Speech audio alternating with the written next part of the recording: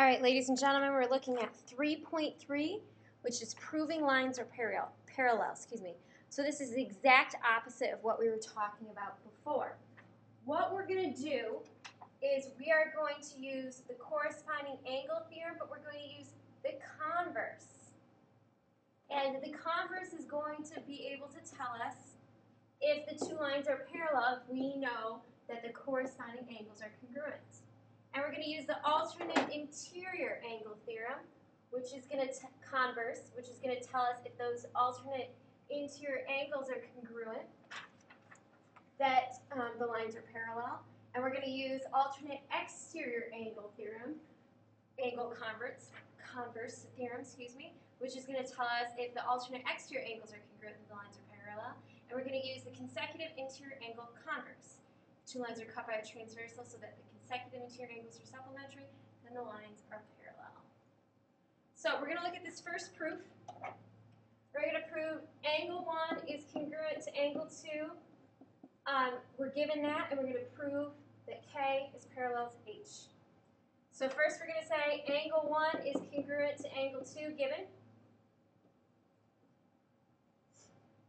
Then we're going to say that angle 2 is congruent to angle 3 by vertical angles. And then we're going to say angle 1 is congruent to angle 3 by transitive. Therefore, K is parallel to H by corresponding angle converse. Corresponding angle postulate converse, or converse postulate. Now we're going to look at part A. We're going to prove that A and B are parallel. Therefore, 55 has to equal x minus 8, and that is the alternate interior angle converse.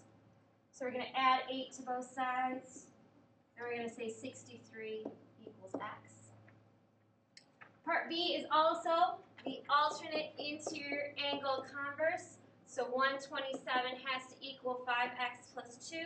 So we're going to subtract 2 from both sides and say 125 equals 5x. Divide both sides by 5, and x equals 25. All right, we're going to go ahead and look at this other proof on the back of our sheet. We are given that angle 1 and angle 2 are supplementary. And that P is parallel to Q. So our first is our given, angle 1 and angle 2 are supplementary. I'm going to just abbreviate that, and that's given. Then we're going to say the measure of angle 1 plus the measure of angle 2 equals 180. And this is just definition of supplementary angles. And then we're going to say the measure of angle 2 plus the measure of angle 3 equals 180 by the linear pair postulate, because they form a straight line. Then the measure of angle 1 has to be congruent to the measure of angle 3, measure of angle 3, by the congruent supplements theorem, which states if one angle is supplement to two others, then those two others must be congruent.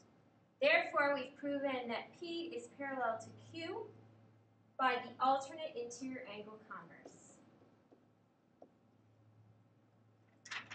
Okay, now we're going to go and look at the bottom of this page, and we're going to be able to prove that some of these are parallel lines.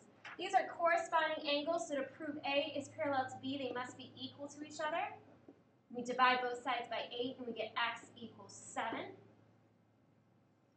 For part B here, we know these are alternate exterior angles, so they must be congruent. So we must divide both sides by 4 and get x equals 16. Then we're going to look at these last two. They're a little tricky. We know that alternate exterior angles would say these two angles are congruent.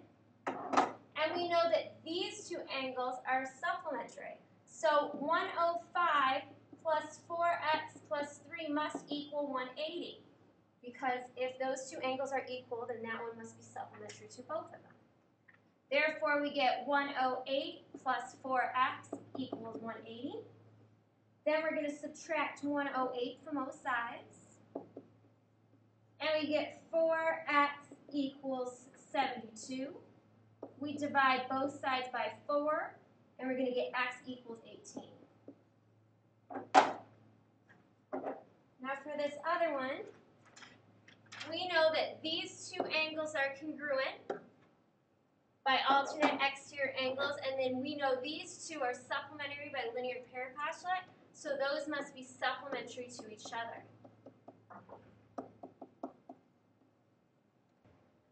So what we're going to do is we're going to combine like terms. 103 and 7 is 110. 103 is 110 plus 14x equals 180. Then we subtract 110 from both sides. And we're going to get 14x equals 70. Divide both sides by 14. And we'll get x equals 5.